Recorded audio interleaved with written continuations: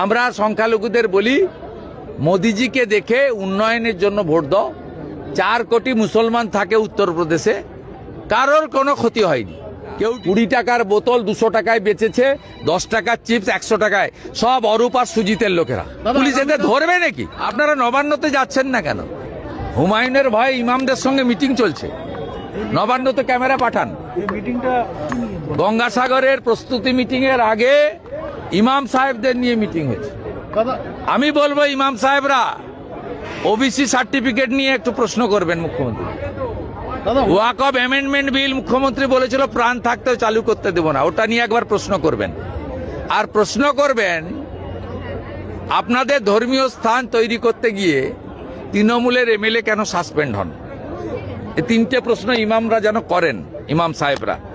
নবান্নতে এখন ওনাদের নিয়ে বসেছেন, ড্যামেজ কন্ট্রোল। আমাদের বিষয় নেই। আমরা সংখ্যালঘুদের বলি মোদিজিকে দেখে উন্নয়নের জন্য ভোট দাও। 4 কোটি মুসলমান থাকে উত্তরপ্রদেশে, কারোর কোনো ক্ষতি হয়নি। কেউ ডিটেনশন ক্যাম্পেও যায়নি, কারো ধর্ম আছে তারপরেও ভোট দেয় না। সেই জন্য তো বলি জাত পাত কি করো বিদায়, হিন্দু হিন্দু ভাই ভাই।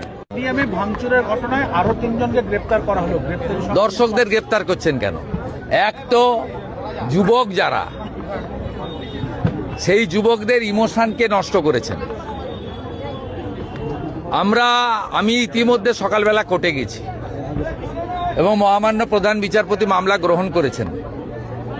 আমি আমার লয়ারকে অ্যাডভাইস করেছি শুনানির সময় এই গ্রেপ্তার বন্ধ করার জন্য এফআইআর উপর স্টে চাইতে।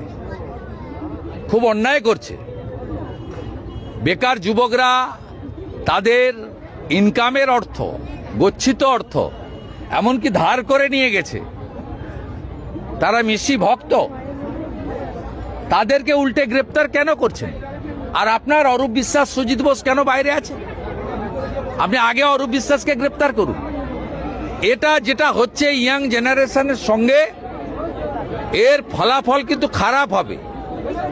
এটা যা করছে আগামী দিনে যদি অনেক ঘটনা ঘটেছে সম্প্রতি, তার বহিঃপ্রকাশ ঘটে, তার জন্য দায়িত্ব বর্তাবে কিন্তু এই রাজ্যের পুলিশ মন্ত্রী এবং পুলিশের উপর।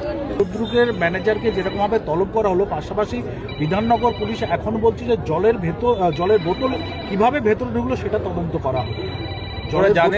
পুলিশ তদন্ত করবে না। 20 টাকার বোতল 200 টাকায় বেচেছে, 10 টাকার চিপস 100 টাকায়, সব অরূপ আর সুজিতের লোকেরা।